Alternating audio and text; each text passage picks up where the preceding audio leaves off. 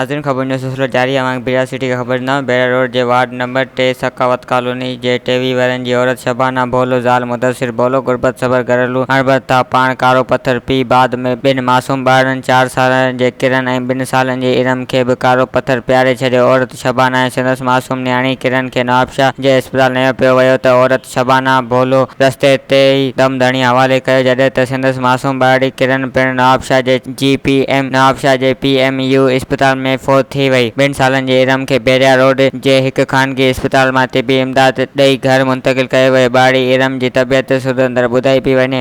औरत शबाना जो लाश बेरिया रोड पुलिस अस्पताल मां पोस्टमार्टम करण बाद खेसि मिठी माउ हवाले कयो वई जॾहिं त मासूम किरण जो लाश नवाबशाह जे अस्पताल मां आंदो पियो वञे। वधीक ख़बरनि ऐं तफ़सील लाइ विज़िट कयो अवामी news Facebook page, YouTube page ऐं अवामी न्यूज़ वेबसाइट।